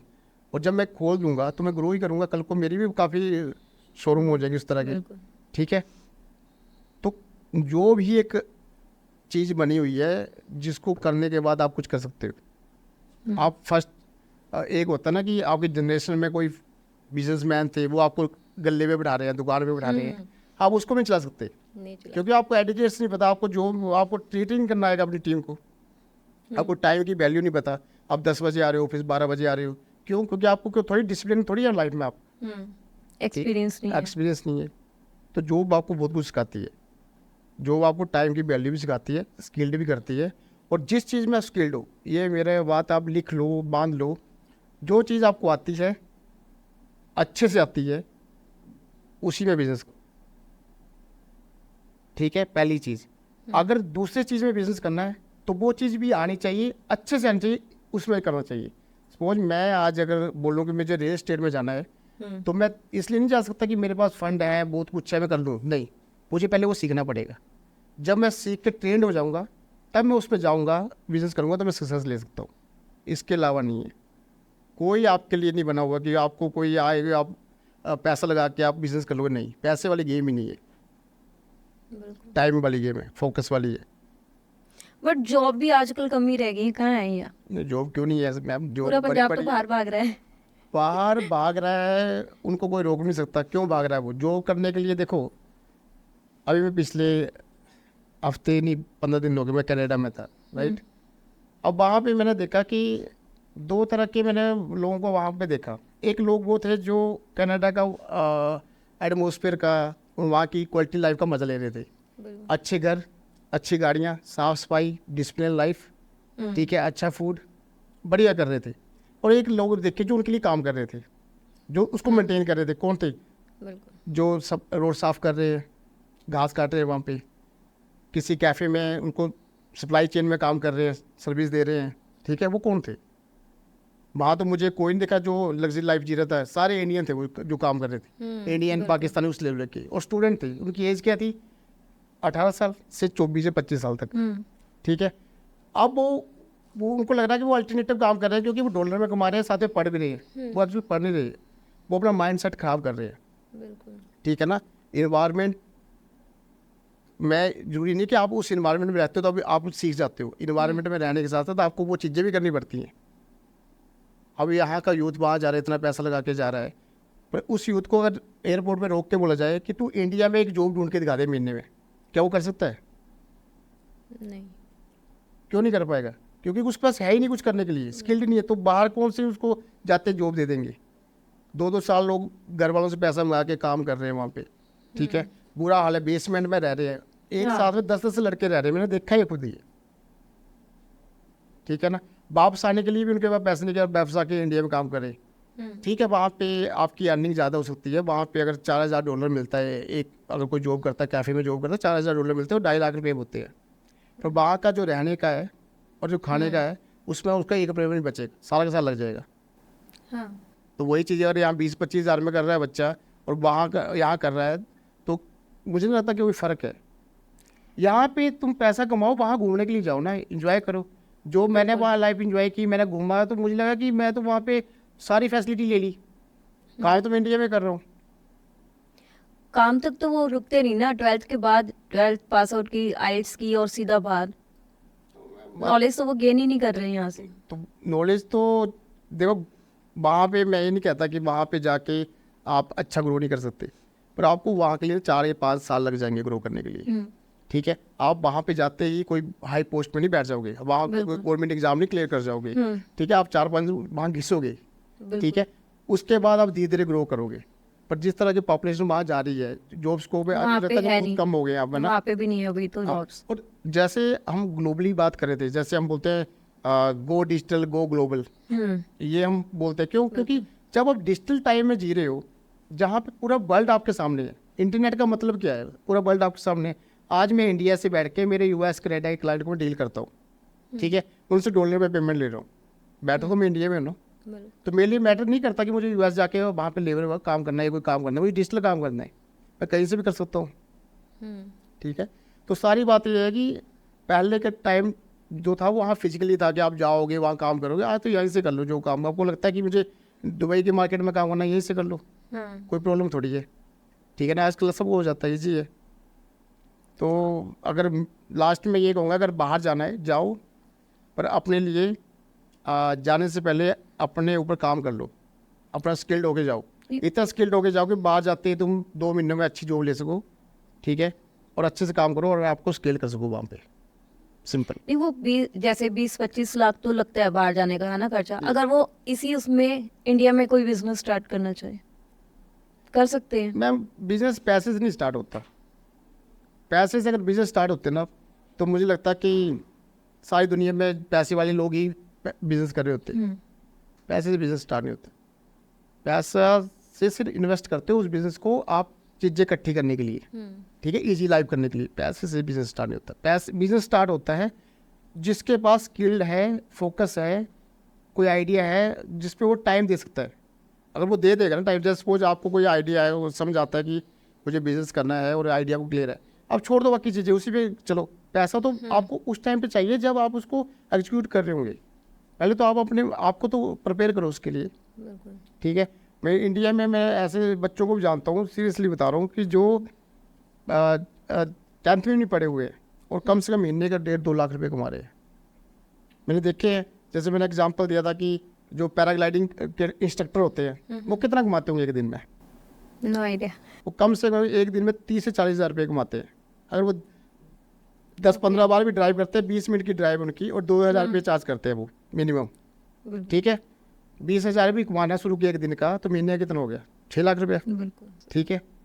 और उसको एजुकेशन चाहिए, उसके लिए कोई फिजिकली रिक्वायरमेंट चाहिए, सिर्फ वो ट्रेन करना है, ट्रेनिंग उसको मिल जाती है, 1 महीने का कोर्स होता है, वो करवा देते हैं, ठीक है। कितना ईजी है, अपने घर में बैठा हुआ है, अपनी मनचाही जॉब कर रहा है वो, और पैसा भी कमा रहा है। पर हमें क्या चाहिए? हमें पहले कॉलेज में पढ़ना है, अच्छे में पैसा लगाना है, और वहाँ से अनस्किल्ड होके आना है मार्केट में, और एक सर्टिफिकेट लेके आना है, और उसको पूछो। मैं खुद बच्चे पूछता हूँ कि तुम क्या कर सकते हो, तो बोलते जो आप बताओ, ठीक है ना। उनकी कम्युनिकेशन स्किल अच्छी है बच्चों की आज की डेट में, ना पर्सनैलिटी अच्छी है ना। अगर एक होता है ना कि चलो इन्होंने पर्सनैलिटी भी काम किया होगा, अच्छी सेहत है, अच्छा फिटनेस है, वो भी अच्छी बात है, वो भी नहीं है उनके पास आज की डेट में, ठीक है। अच्छा खाना पीना नहीं है उनके पास, सारा ज़्यादा जंक फूड खा रहे हैं वो। बिल्कुल। ठीक है, स्किल के नाम पे पूछा जाए कि आपको स्विमिंग आती है, नो। आपको आपको कोई ड्राइविंग आती है, नो। आपने कोई एक्स्ट्रा करिकुलम में कोई कुछ चीज़ है, नो। कहाँ फिट होंगे बच्चे वो? उनके लिए कोई जगह नहीं है, किसी इंडस्ट्री में नहीं है। मैं अपने रिश्तेदार को भी नहीं लगा सकता अपनी जॉब में। कैसे लगाऊंगा उसको? मुझे पता है इसको कुछ आता ही नहीं है, करेगा नहीं कभी। चलो सीख, हमें ये भी लगता है कि चलो बच्चे को 1 मिनट ऐड कर लो कंपनी में, ये इन्वायरमेंट में सीख जाएगा। पर जो बच्चा उठ ही 11 बजे रहा है, ठीक है, बिल्कुल। उसको प्रॉब्लम कंप्यूटर के आगे बैठने में भी है कि 8 घंटे बैठ नहीं सकता सिटिंग पे वो। ठीक है, तो वो बच्चे को कैसे प्रिपेयर करोगे? उसका माइंड ही सेट ही नहीं है काम करने का। इससे अच्छे मुझे वो बच्चे लगते हैं जिनकी जिम्मेवारी है, माँ बाप गरीब है, बिल्कुल। बच्चे को पढ़ा नहीं पा रहे, और वो बच्चा आज कुछ ना कुछ करके अपना घर का खर्चा भी उठा रहा है और खुद भी उठा रहा है। वो सेट हो जाएगा 2-4 सालों में, क्योंकि डिजिटल का टाइम है। जब वो इतना हार्ड वर्क ऑफलाइन कर सकता है, जब वो ऑनलाइन पे घुस गया ना एक बार वो बच्चा, वो आग लगा सकता है, उसको नहीं रोक सकता कोई भी। आप सोचो, जो बच्चा रेडी फड़ी में आज बेच रहा है और वो दिन का 1000 रुपया कमा रहा है, जिस दिन उसको पता लग जाएगा कि पूरा दिन खड़ा होकर 1000 रुपया और मैं यही मेहनत अगर डिजिटल में कर दूंगा तो वो 2 लाख भी कमाएगा एक दिन का। तो उनसे कैसे कम्पीट करेगा एक अच्छा बच्चा? तो इसलिए है कि जो टाइम है वो बहुत बदल चुका है। पैसा कमाना आसान है, बहुत आसान है, जितना मर्जी कमाना आसान है। आपको 1 करोड़ कमाना है, मुझे लगता है 1 महीने की बात है। आपको 10 करोड़ कमाना है, जब 1 करोड़ कमा लिया तो 10 करोड़ कमाने के लिए सिर्फ 4 महीने चाहिए, और जिसने 10 करोड़ कमा लिया वो 100 करोड़ कमाने के लिए उसको ज़्यादा टाइम नहीं लगता। ठीक है, तो ये लेवल ही है, पर वो पहुँचे तो सही उस चीज़ में। तो बच्चे आजकल मिसगाइडेड है। कॉलेज अपना काम कर रहे हैं, गवर्नमेंट अपना काम कर रही है, 9 वैकेंसी हर जगह पे है। बिल्कुल।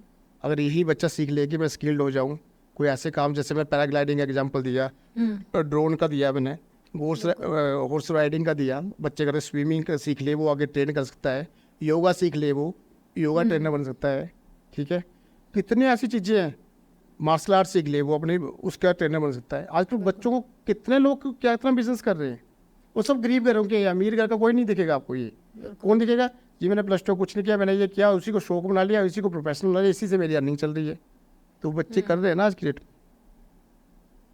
अब कितना, मैंने एक मुझे लड़का मिला, वो नर्सरी का काम करता था, किसी नर्सरी में काम करता था, जैसे ये पेड़ पौधे जो आपके आते हैं ना, प्लांट का काम करता था।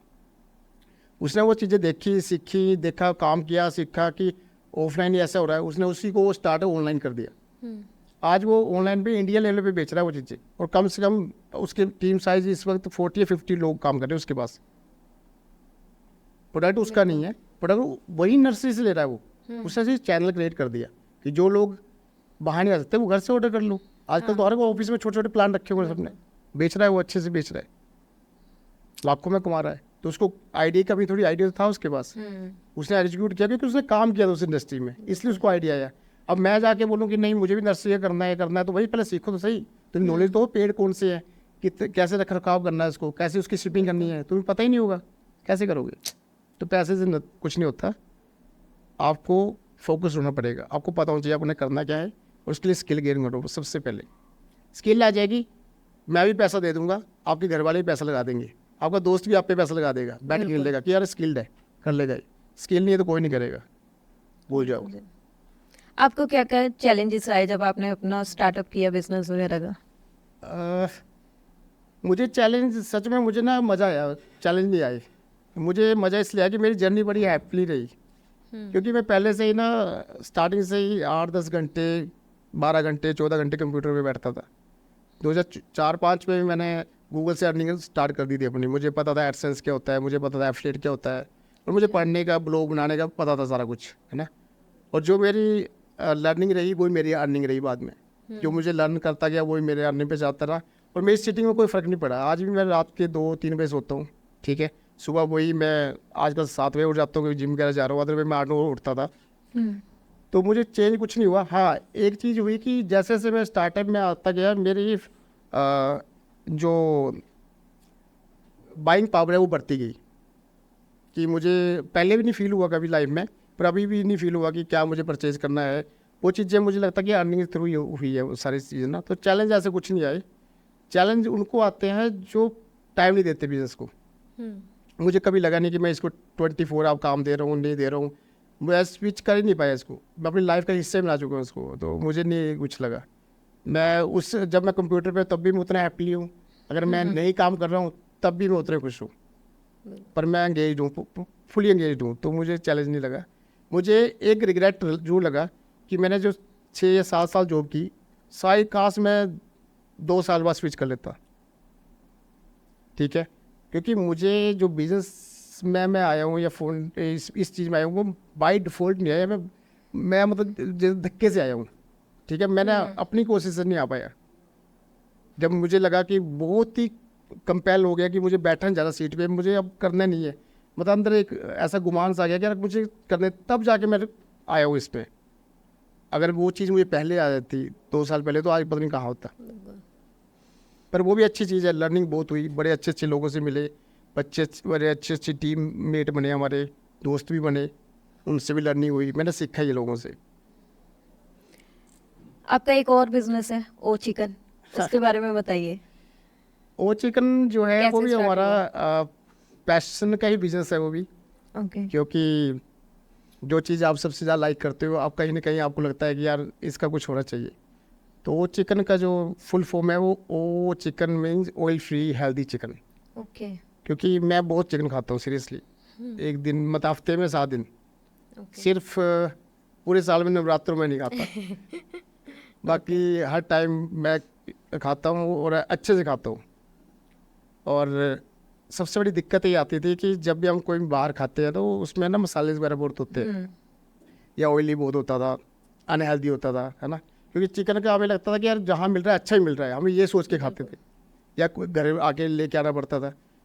तो जब ये करने का टाइम आया तो हमने ये रखा कि ऐसा कोई चिकन बने जो ऑयल फ्री हो, जिसमें मसाले नाम की चीज़ ना डले, या जिसमें ऑयल घी का काम ही ना हो।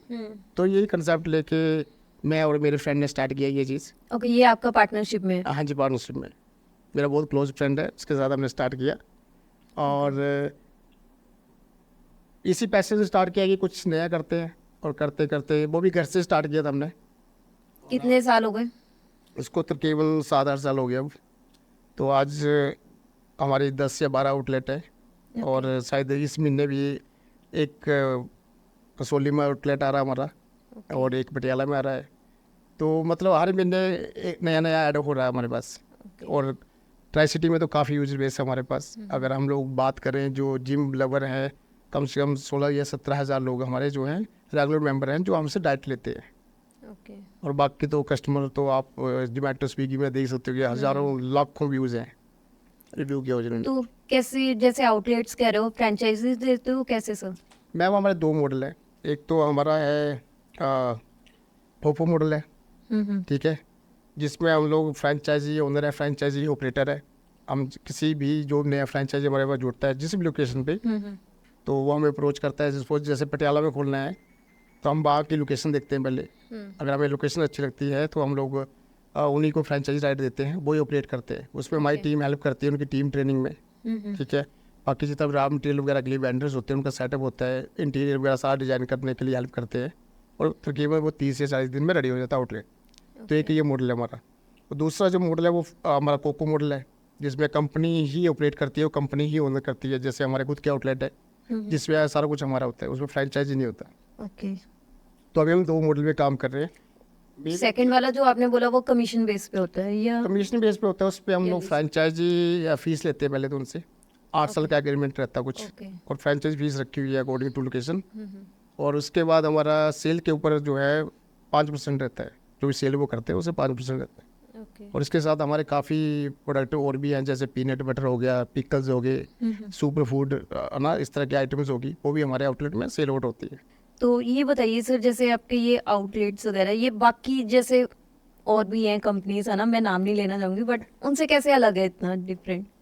देखिए चिकन के मामले में ना काफ़ी बड़ी एमएनसीज हैं जो फ्राइड चिकन बेचती है, और हम उनसे बिल्कुल ही अलग हैं। मैंने कहा ना कि हम बिजनरी हैं, हम फ्यूचर प्रेडिक्ट करते हैं। हमारे जितने भी प्रोडक्ट हैं इसके और चिकन के, वो सारे सारे हेल्थ से जुड़े हुए हैं। Okay. No oil, no fried, ठीक है। हमारा प्रोडक्ट जो है वो डॉक्टर भी रिकमेंड करते हैं लोगों को कि आप वो चिकन खा के देखिए, ओके। ठीक है, क्योंकि उसमें ऑयल वगैरह मसाले वगैरह नहीं डलते, कोई चीज़ नहीं डलती है ना। और जितने भी हेल्थ फ्रीक्स हैं उनके लिए हमारी मील्स अलग अलग होती हैं। जिस तरह से हम लोग बहुत अच्छे लेवल पे मतलब डिमांड है उसकी, वो लोग खाते भी हैं वो चीज़। तो हमने उससे पहले दिन से सोचा था कि हम वो चीज़ ही इस वेंचर में लेके आएंगे, आउटलेट में लेके आएंगे, जो हम लोग खुद खा सकते हैं या मेरी फैमिली के लोग खा सकते हैं या हमारे बच्चे खा सकते हैं। तो हमारा बहुत फर्स्ट डे से ये रहता है कि जो भी चीज़ बने वो पहला कंसर्न ये होता है कि हेल्थ रहती है हमारी। अगर हेल्थ के पैरामीटर पे वो प्रोडक्ट अच्छा है तो हमारे आउटलेट में रहेगा, अदरवाइज नहीं रहेगा। तो हमारे पास सारे नॉन वेज और वेज के आइटम जो है वो सारे से हेल्थ से रिलेटेड ही है। प्राइसेस हाई होंगे? प्राइसेस बहुत नॉमिनल से मैम, बहुत कंफर्टेबल प्राइसेस हैं, बहुत अफोर्डेबल हैं कि जो लोग एक बार आते हैं। सीरियसली मैं बताऊं कि एक बहुत बड़ा वेंचर है, एमएनसी है जो फ्राइड चिकन बेचती है, हमने उनके साथ ही अपने एक आउटलेट खोला हुआ है। और जो लोग हमारे पास आता है ना वो वहाँ द्वारा फ्राइड चिकन खाने नहीं जाता है। मतलब इस तरह का हमें प्राइसिंग है, इस तरह के हम वैल्यू ऐड करते हैं कस्टमर को। मतलब इतना हाइजीनिक प्रोडक्ट, इतना अच्छे लेवल पे मतलब प्रिपरेशन हो रही है उसकी, और आप उसका कंटेंट देख पा रहे हो कि आप खा कंज्यूम क्या कर रहे हो, आप कितने कैलोरी ले रहे हो, कितना उसके अंदर फैट है, कितना उसके अंदर कार्ब्स हैं, ये सारी चीज़ें आप देख पा रहे हो। और उसके बाद आप कंज्यूम कर रहे हो। कितना मतलब इजी कर दिया हमने आप लोगों को। बिल्कुल। तो वेज में क्या क्या आइटम्स? वेज में सब कुछ है। वेज में सबसे किंग प्रोडक्ट तो पनीर ही रहता है वेज का। तो हमारे पास सोया पनीर सब है। उसके सैलेड आप ले सकते हो, उसकी मील आप ले सकते हो, उसका रैप आप ले सकते हो, उसका बर्गर आप ले सकते हो हमसे। उसकी स्मूदीज, काफ़ी स्मूदीज है हमारे पास। आवाकाडो स्मूदी हो गया, है ना, इस तरह की स्मूदीज है जो हेल्थ के रिलेटेड है। ठीक है, फ्रेश जूस होते हैं हमारे पास। ठीक है, तो वेज में भी आपका ऑयल फ्री वगैरह रहता है? हर जगह ऑयल फ्री में, हम ऑयल कहीं भी नहीं यूज़ करते। तो ये चिकन वाला आइडिया मतलब आप ज़्यादा खाते हो इसलिए आया या फ्रेंड ने रिकमेंड किया कि स्टार्ट करते हैं? एक काफ़ी पुरानी स्टोरी है पर मैं जो इसको बताना चाहूँगा। एक्चुअली जो मेरा फ्रेंड है, बहुत फास्ट फ्रेंड है, वो बिज़नेस करना चाहता था। तो काफ़ी हमने रिसर्च किया कौन सा बिज़नेस करे, कौन सा। तो हम साथ काफ़ी सेटिंग हुई हमारी 6 मंथ तक कि कौन सा ऐसा बिज़नेस करे जिसको हम प्रॉफिटेबिलिटी में ले जाएं। तो हमने ऐसे ऐसे बड़े बिज़नेस देखे कि ई कॉमर्स का कर लेते हैं, इसका कर लेते हैं, उसका कर लेते हैं ना। तो घूम फिर के एक और हमने चिकन खाया तो चिकन पे हम टिके कि यार ये चीज़ ये अच्छी है ना, हम लोग खाते भी हैं, इस पर करते कुछ। तो हमने, मुझे लगता है एक दिन में डिसाइड कर लिया फिर कि हम चिकन का कुछ करेंगे, और सिंगल प्रोडक्ट के साथ किया हमने स्टार्ट। ठीक है, तो हमने मतलब जल्दी में वो किया, रजिस्टर किया फर्म और हमने लॉन्च कर दिया। और 6 मंथ, 1 साल लग गया हमें उस सारी चीज़ को बनाने के लिए, डेवलप करने के लिए। क्योंकि कंप्लीट मेन्यू भी आएगा, कस्टमर भी आएंगे, तो उसको बनाने के लिए, इकोसिस्टम बनाने के लिए हमें टाइम लगा। तो हमने 3 या 4 साल लगाए अपने पूरा इकोसिस्टम बनाने के लिए, उसको प्रॉफिटेबिलिटी में लेके जाने के लिए, पूरा मशीनरी तैयार करने के लिए, पूरा कंप्लीट मेन्यू बनाने के लिए। तो उसमें मेरे फ्रेंड की बहुत हेल्प रही, और अभी भी वो सारे ऑपरेशन वही देखता है। तो मुझे उससे मतलब 90% फ्री रखा हुआ है। एक होता है ना जब हम मतलब रेस्टोरेंट वगैरह स्टार्ट करें तो पहले हम शेफ वगैरह देखते हैं कि कौन सा बेस्ट शेफ है ना। वो अगर फ्रेंड सर्कल में निकल जाए तो उससे बढ़िया बात ही नहीं है। नहीं ऐसा नहीं है, मेरा फ्रेंड शेफ नहीं है। ठीक है, हमारा जो चिकन है वो इस तरह का है कि उसको कोई भी बना सकता है। अभी जो हम आउटलेट फ्रेंचाइजी में देते हैं तो हमारी रेसिपीज आती हैं, वो आपको दूंगा, आप बना लोगे। अच्छा। तो मतलब हमने कभी भी ऐसा रखा नहीं कि हमारे बिजनेस में कोई ऐसी मोनोपोली आ जाए कि अगर कल को कहीं दी हमने फ्रेंचाइजी तो वहाँ का टेस्ट ना डेवलप कर पाए, तो वो शेफ और इंटरेस्ट हो जाएगा। तो हमने वो चीज़ें हटा ही दी है पहले से ही। अभी तक जो हम रॉ मटेरियल भी ऐसा यूज़ करते हैं जो पूरे इंडिया में अवेलेबल है। मतलब अगर आप मुझे आज बोलो कि मुझे गोवा में फ्रेंचाइज चाहिए, आप लो, आपको सेम डे डिलीवरी मिल जाएगी वहाँ पे भी। अच्छा। ठीक है, और सेम टेस्ट रहेगा इंडिया में, गोवा में भी सेम टेस्ट रहेगा, मोहाली में भी सेम रहेगा, चंडीगढ़ में भी सेम रहेगा, और कनाडा में भी सेम रहेगा। तो टेस्ट वाइज कोई कॉम्प्रोमाइज़ नहीं है। तो मैंने वो इकोसिस्टम ऐसा बनाया। और सारा जो हमारा आउटलेट है वो मतलब इसमें ओनर फ्री है, ओनर को वहाँ बैठने की जरूरत नहीं है, सारा ऑटोमेटेड है। सारे हमने मशीनरी जो है कंप्यूटराइज की हुआ है, हर चीज़, इन्वेंट्री से लेकर हर चीज़, कि इसको लाला टाइप नहीं बनाया हमने। इसको हमने वही मॉडल रखा जो FMCG में होता है, जैसे KFC का बड़े ब्रांड में यूज़ करते हैं, वो सेम हम उस मॉडल पे है कि कल को हमें 60,000 फ्रेंचाइजी भी होती हैं तो हम मैनेज कर सके। इस लेवल पे हम डेवलप कर रहे हैं उसको। तो उसके कोई एक्सपर्ट हमें 5 स्टार होटल का वो शेफ वगैरह नहीं चाहिए। अच्छा। और क्या कहते हैं, जैसे हम पार्टनरशिप में करते हैं, मेरा पर्सनल एक्सपीरियंस है, पार्टनरशिप बहुत मतलब कम जो ना कोई टिकती है आगे तक ना। तो कैसे कुछ आती है ऐसे प्रॉब्लम्स वगैरह आइडियाज़ को लेके? देखिए, पार्टनरशिप सेम लाइक है ना वाइफ के साथ, जैसे आपकी पार्टनरशिप है ना। मैरिज के बाद आना होती है, नोक-झोंक होती है, बिल्कुल। वैसे पार्टनर के साथ होती है। पर एक फैक्टर होता है ट्रस्ट फैक्टर, अगर वो आपका मेंटेन है तो आप ये नोक-झोंक झेल लोगे, ठीक है। और दूसरा कि दोनों के नोट ना विजन मिलने चाहिए, मैच होने चाहिए, ठीक है। कि आपने अगर ये प्रेडिक्ट किया है कि हम यहाँ जाना चाहते हैं और उसने भी यही प्रेडिक्ट किया है, तो हम चाहे अलग अलग इस पे चलेंगे पर आइडिया सेम है तो पहुँचेंगे साथ में। पर अगर हाँ उसका विजन नहीं है, वहाँ पे मेरा विजन नहीं है, तो कहीं ना कहीं हम टूटेंगे। तो पार्टनर में प्रॉब्लम होती है और हम तो फ्रेंड भी हैं, तो हम में ज़्यादा भी होती है, हम लड़ाई भी होती है, झगड़े भी होते हैं। पर जो बिजनेस के बारे में उसमें हम लोग कभी भी नहीं, मतलब अपनी पर्सनल प्रॉब्लम को बीच में नहीं ले जा सकते और वो कभी आ नहीं सकती। तो उसमें तो मतलब हम लोग पूरे तरह से अग्रेसिव है हम लोग कि इस बिजनेस को अपनी लाइफ के, देखो गलती समय ये प्रोडक्ट मिल गया है, मैं सीरियसली कह रहा हूँ। हमारी लाइफ स्पाइन में हम चाहते हैं कि इसको इंडिया में क्या पूरे वर्ल्ड तक लेके जाए, ठीक है। और हम लोग इसी अप्रोच पे है कि जब भी हम लोग जाए इस दुनिया से तो हमारे पास आज़ाद 2000 फ्रेंचाइजी हों कि वहाँ तक हम पहुँच जाएँ। बाकी नेक्स्ट जनरेशन करेगी काम, हम थोड़ी करेंगे। तो हम लोग तो बहुत सीरियस है इसमें और काफ़ी फैमिली हमारे पास जुड़ चुकी हैं। अभी हमारे पास 10 से 12 फैमिली जुड़ चुकी है जो हम पे ट्रस्ट करती है, हमारे प्रोडक्ट पे ट्रस्ट करती हैं। और कम से कम लाखों कस्टमर है हमारे, हाँ, आपका जोमेटो स्विगी पे काफ़ी बहुत फेमस ज़्यादा है। रिस्पॉन्स है। और ऐसे भी हमारा हर बिजनेस जो बहुत अच्छे लेवल पे चल रहा है और हम उस पर काफ़ी काम भी कर रहे हैं। तो जैसे हमने कहा पार्टनरशिप, तो वही पार्टनरशिप दोस्ती अगर हमने की है 3 साल से, कॉलेज फ्रेंड है हम लोग दोनों। अच्छा। तो कितने साल हो गए कॉलेज छोड़े, मतलब लगा लो तकरीबन हम 20 की साल से तो जानते होंगे एक दूसरे को, फिर तो काफ़ी अच्छी। ठीक है ना। अगर 20 साल 20 साल तक से दोस्ती जानते ही हैं है और ना, रह 8-10 सकती है साल तो से बिजनेस बिल्कुल। चला रहे हैं, ठीक है। तो ट्रस्ट तो मेंटेन है, उसमें कोई प्रॉब्लम नहीं है। और अच्छा दूर तक जाना है तो एक अच्छा पार्टनर चाहिए आपको, बिल्कुल। अकेले नहीं मैं कर सकता। मैं सोच भी नहीं सकता कि अकेले हो चिकन मैं चला लूँगा या दूसरे भाई साहब चला लेंगे, नहीं पॉसिबल नहीं है। तो साथ तो चलना ही पड़ेगा और साथ चलेंगे तभी दूर तक जाएंगे। जैसे आजकल फूड्स वगैरह का वाकई बहुत है ना क्रेज चल रहा है, बहुत सारे नए नए रेस्टोरेंट्स वगैरह आ रहे हैं। अब जैसे जिसे स्टार्टअप करना है तो क्या क्या चीज़ें देखनी चाहिए, क्या क्या चीज़ों पे ध्यान देना चाहिए ज़्यादा? किसी ने कहा ना कि आपका दुश्मन हो उसको सलाह दो कि फूड का बिजनेस मारे क्योंकि फूड का बिजनेस जो है ना वो बहुत टफ है, क्योंकि ये सुबह से लेकर रात तक चलता है। बिल्कुल। क्योंकि आपकी मॉर्निंग ब्रेकफास्ट लेकर लंच डिनर और लेट नाइट तक आपको रुकना पड़ता है, टीम मैनेज करनी है। ऊपर से आप परचेज करते हो फूड को, उसको प्रिपेयर करके आगे देते हो, तो आपको मेंटेन करना है, वो फूड भी मेंटेन करना है, हाइजीनिक जो मेंटेन करना है। ऊपर से लीगली बहुत इश्यूज है कि आपको ये लाइसेंस चाहिए, रात को आप खोल नहीं सकते, है ना, इस तरह की पैकिंग नहीं कर सकते, प्लास्टिक यूज़ नहीं कर सकते, कितने चैलेंजेस हैं। उसके बाद इतना ऑफर देते हैं जोमेटो स्विगी वाले, है ना, उनके चार्जेस बहुत ज़्यादा हैं, बचता क्या है उसके पास। हाँ, उसमें आपको लॉस नहीं होता, जैसे 60% ऑफ ये वो। मैं वही कह रहा हूँ कि इस तरह के लोग ना आते तो हैं इस बिजनेस में पर स्टेबल नहीं हो पाते।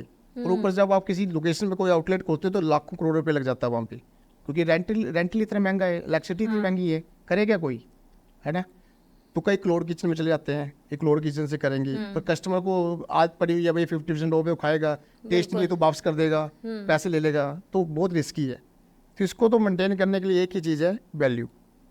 सिंपल, आप महंगा दे दो पर वैल्यू प्रोवाइड करो, ठीक है। हम आज की डेट में, क्योंकि फूड ऐसी चीज़ है जो आपको हेल्थ पे इम्पैक्ट डालती है, बिल्कुल। और जब किसी भी बंदे को पता लग जाता है कि यार इस फूड खाने से मेरी हेल्थ मेंटेन अच्छी हो रही है और ये मेरी हेल्थ के लिए ठीक है, वो वैल्यू प्राइसिंग कर लेता है।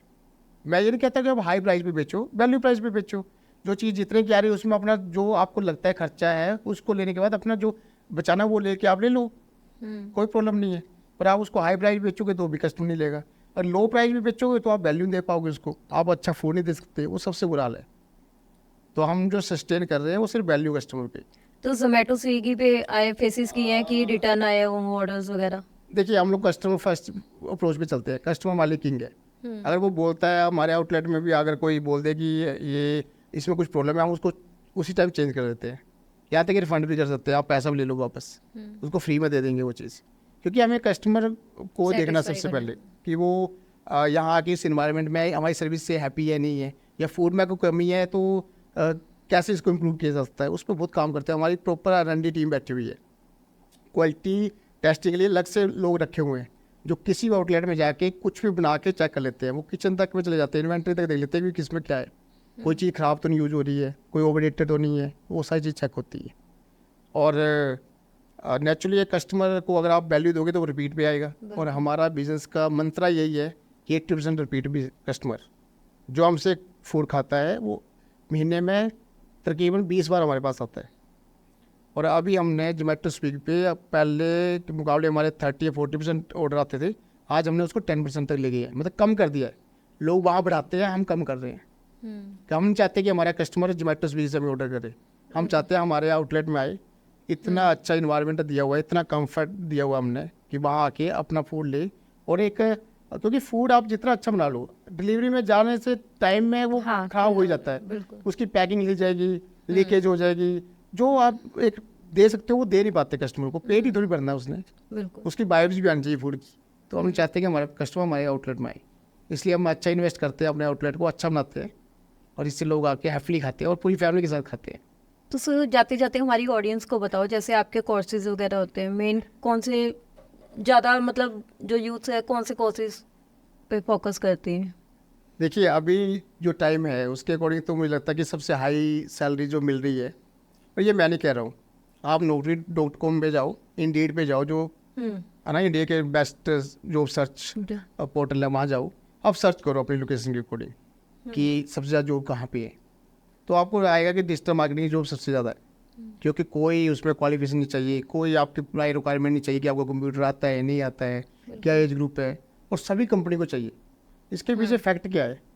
दो चीज़ें, एक तो ईजी टू लर्न है, कोई मतलब टफ नहीं है, क्योंकि आप सारा प्रेशर आपके मेंटल लेवल पे है। मतलब आपकी ना साइकोलॉजी चेंज हो जाती है जब आप मार्केटिंग सीखते हो, ठीक है, और आपकी थिंकिंग चेंज हो जाती है। जब थिंकिंग चेंज होती है आपकी पर्सनैलिटी ग्रूम हो जाती है, जब पर्सनैलिटी ग्रूम होगी, आपके विचार बदल गए, ठीक है, तो आपका ना थिंकिंग बदलने से आपका ना जॉब दिखना शुरू होती है आपको मार्केट में। मैं ये भी कर सकता हूँ, ये भी कर सकता हूँ, कि आपकी हिडन पावर आ गई आपके पास कि यार ये आ गई तो मैं तो कुछ भी कर सकता हूँ।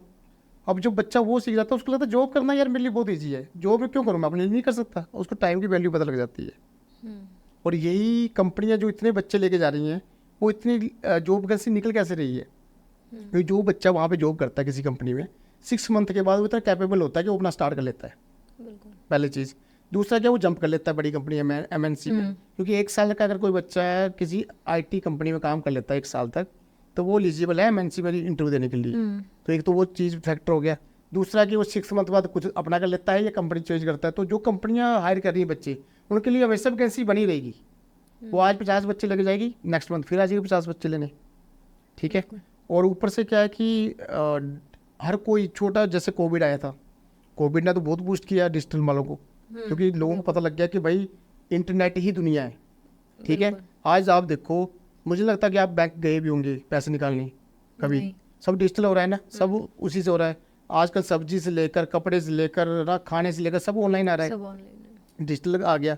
तो जब इतना कुछ डिजिटल आ गया तो लोगों ने अपने बिजनेस को भी डिजिटल करना शुरू कर दिया। अब तो बड़े बड़े बिजनेस डिजिटल आ गए, ठीक है। अभी मैं देख रहा था कि 10 मिनट में डिलीवरी हो जाती है सभी के ना। अभी कह रहे हैं कि 8 मिनट में डिलीवरी हो जाती है, उन्होंने 8 मिनट कर 2 मिनट और कम कर दिया। अभी कुछ में सुनने में आ रहा है कि जो आपके टीवी AC या इलेक्ट्रिसिटी का सामान है वो भी आपको 5 या 10 मिनट में डिलीवर हो जाएगा। तो मतलब रहा क्या फिर, ठीक है। तो इससे क्या कि अप्रोच बढ़ रही है, बिजनेस ग्रो बहुत जल्दी हो रहा है, ग्लोबली हो रहे हैं बिजनेस। आज आप कहीं से यहाँ बैठ के कहीं से ऑर्डर कर सकते हो, पूरी मार्केट इकट्ठी हो रही है।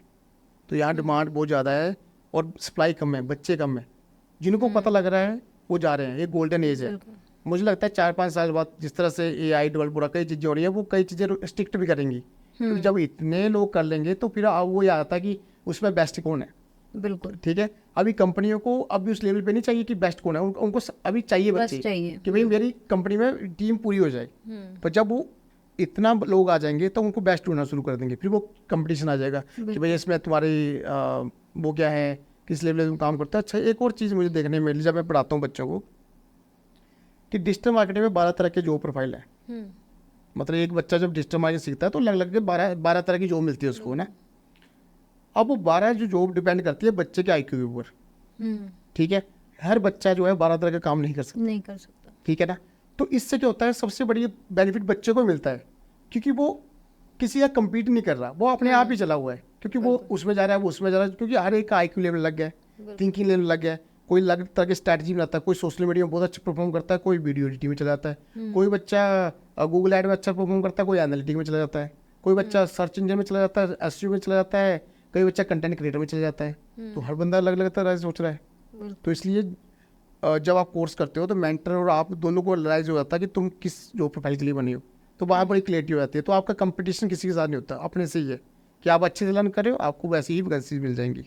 तो जॉब स्कोप बहुत बढ़ रहा है, सैलरी पैकेज बहुत हाई है, हर 6 मंथ बाद अप्रेजल लग जाता है।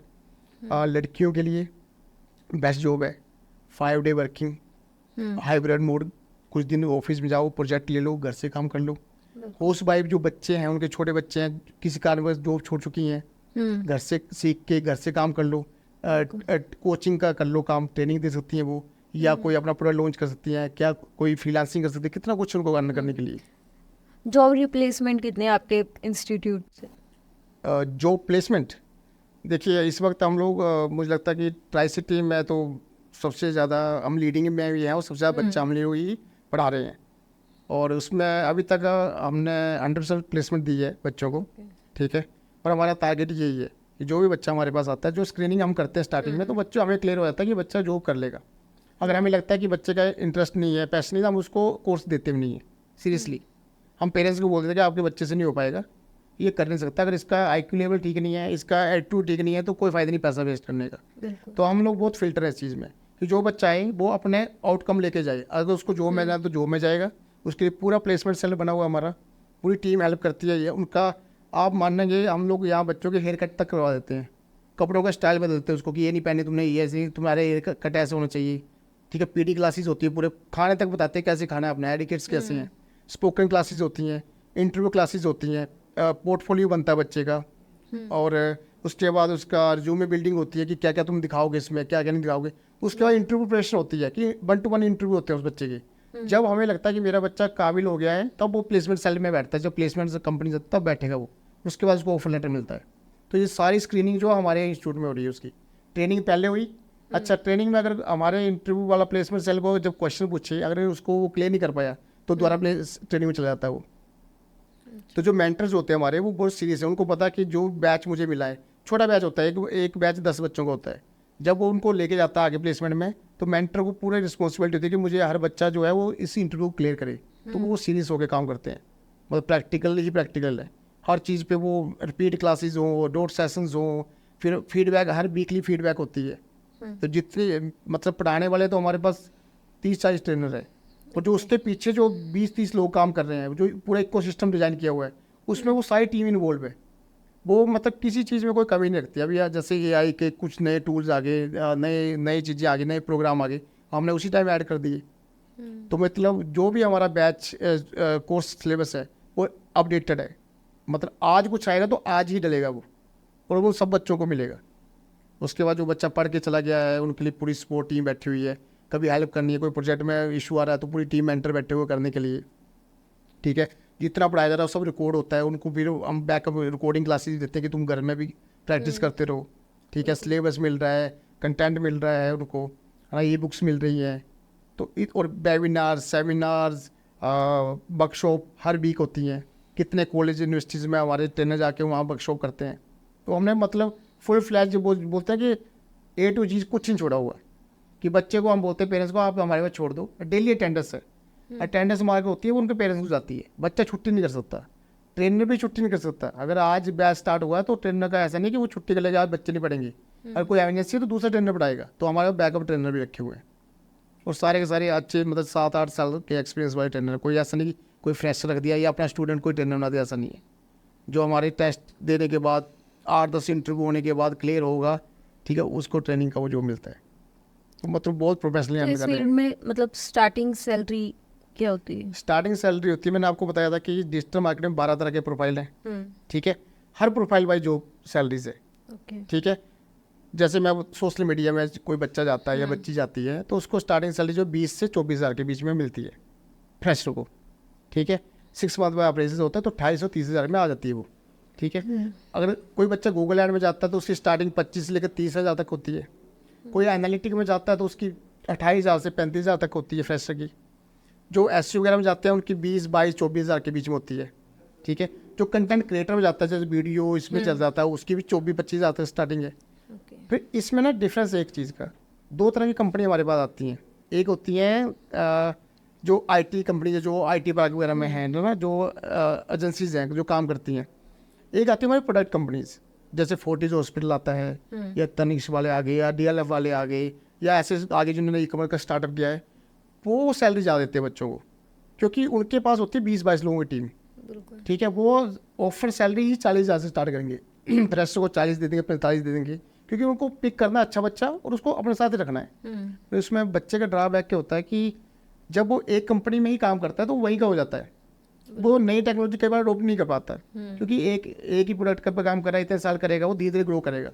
और जो आईटी कंपनी में जाता है वो एक साथ 10 तरह के प्रोडक्ट पे काम करता है, 100 लोगों की टीम में बैठा हुआ है। ठीक है, फ्रीलांसिंग की अपॉर्चुनिटी बढ़ जाती है उसकी करने के लिए, साथ में 1 साल का एक्सपीरियंस बाद वो एमएनसी में जा सकता है, और प्रोडक्ट कंपनी वाले में नहीं जा सकता, जो मुझे लगता है। तो इन दोनों में डिफरेंस है। तो सैलरी की कोई बात ही नहीं है, जितना स्किल्ड आप होगे उससे ज़्यादा सैलरी आज इंडस्ट्री देती है। ठीक है, आप इंडस्ट्री स्किल पे काम करो, आपको सैलरी की प्रॉब्लम नहीं, आपको हर 6 मंथ बाद तो आपका पैसा बढ़ना है। आप 1 साल बाद फिर अप्रोच करो उनको, ठीक, कंपनी शिफ्ट कर लो, तब पैसे बढ़ेंगे। तो अच्छी सैलरीज है चंडीगढ़ में, तो बहुत अच्छी सैलरीज है कि जिससे बच्चा अपना पीजी का रेंट दे सकता है, अपना बाइक पेट्रोल का उठा सकता है, अपना मोबाइल वगैरह सब कुछ करने के बाद 10-12 हज़ार घर भेज सकता है। तो मुझे लगता है कि 20-25 हज़ार अगर मिल जाए किसी फ्रेशर को, वो भी +2 पास बच्चे को, या जो जोमेटो स्विगी में लगे हुए हैं या ऐसी जगह लगे हुए हैं, उनको अगर ये चीज़ मिल जाए तो क्या चाहिए। 5 डे वर्किंग है, सच्चे संडे मूवी देखो, घूमो फिरो अपने पैसे से, क्या प्रॉब्लम है। बिल्कुल जी। तो हमारी ऑडियंस को कुछ टिप्स देना चाहते हो जो डिजिटल मार्केटिंग वगैरह में आना चाहते हैं? देखो मेरी तरफ से तो एक ही टिप्स रहेगा, टिप्स तो नहीं बोलूँगा मैं इसको, एक ही मतलब एडवाइस रहेगी कि यार ये डिजिटल टाइम है, डिजिटल मतलब ये टाइम कभी कभी आता है किसी की लाइफ में। ठीक है, ये अभी उस पीक पे नहीं पहुंचा है, अभी 47% इंडिया के लोग जो है वो डिजिटल हो रहे हैं। ठीक है, अगर आज आप इसमें कूद जाते हो, मैं नहीं बोलता कि तुम जॉब के पर्पज़ से कूदो, ऐसे ही इन्वेस्ट कर दो ना यार अपने ऊपर, कि मैं चलो ये इस महीने यूट्यूब मार्केटिंग सीख लेता हूँ, इस महीने में वीडियो एडिटिंग का कोर्स सीख लेता हूँ, ऑफलाइन 5,000 का मिल जाता है, या मैं कोई ग्राफिक डिजाइनिंग का कोर्स कर लेता हूँ, या मैं फेसबुक की एडवर्टीजमेंट सीख लेता हूँ, या मैं एफिलिएट मार्केटिंग सीख लेता हूँ। कुछ भी करके सीख लो, जब तुम सीखने लगोगे ना, आपको 7 दिन बाद पता लगेगा कि आपने किया क्यों नहीं पहले। ये आप बोलोगे यार मैं कर क्या रहा था, मैं तो लाइफ में वो अपॉर्चुनिटी छोड़ चुका हूँ, या मैं नहीं कर रहा था जो निकल रही है। ये बहती हुई मतलब बोलते हैं नदी है, ये इसमें कूदोगे ये तुम्हें समुंदर से भी आगे ले जाएगी बहते हुए। ये तुम्हें पैसा भी देगी, नाम भी देगी, शोहरत भी देगी, पर्सनल ब्रांडिंग भी देगी, और लाइफ में जो ड्रीम देखना है, स्पोर्ट्स कार लेनी है, घर लेना है, पूरा वर्ल्ड घूमना है, तुम्हारे आगे है। पैसा चाहिए उसके लिए, और पैसा यही दे सकता है और कोई नहीं दे सकता। इंडिया में कम पैसा है, यूएस का काम कर लो यार। आज मेरी एजेंसी जो काम करती है, आप मान लो कि हम इंडिया का प्रोजेक्ट ही नहीं लेते। आपको हमें लगे कि इंडिया का कस्टमर है, हम उसको मना करते हैं कि हम आपको सर्विस ही नहीं देंगे। हम सर्विस यूएस के क्लाइंट को देते हैं, कनाडा के क्लाइंट को देते हैं, दुबई के क्लाइंट को देते हैं, क्योंकि हमें पता है कि हम उनके लिए 2 घंटे लगाएंगे तो वो 2 घंटे में 2 लाख रुपए के बराबर है। बिल्कुल चूज कर सकते हो ना, क्योंकि कस्टमर तुम्हारे पास है। अगर मेरे पास कस्टमर नहीं होता तो मैं बोलता मुझे चंडीगढ़ का ही मिल जाए बंदा काम करने के लिए। ठीक है, तो ये आज़ादी सिर्फ डिजिटल दे सकता है। तो मेरी राय यही है, go digital, go global. Thank you जी, आपका बहुत बहुत धन्यवाद सर, आप हमारे इस पॉडकास्ट में आए और हमारी ऑडियंस को इतनी नॉलेज वाली चीज़ें थैंक यू बताई। मनमीत, मुझे बहुत अच्छा लगा सीरियसली। और पहली बार ही हुआ मैं इतना कुछ बोल रहा हूँ, क्योंकि मैंने आज तक कभी इतनी बातें की नहीं है, पर मुझे सीरियसली बहुत अच्छा लगा यहाँ का एनवायरनमेंट। और सीरियसली मैं कहना चाहूँगा मुझे बड़ा मज़ा आया। हमें भी बहुत मज़ा आया। हाँ, thank you thank you for watching this video. अगर आपको हमारा ये पॉडकास्ट अच्छा लगे तो हमारे चैनल को सब्सक्राइब करें, ज़्यादा से ज़्यादा लाइक करें और शेयर करें। Thank you.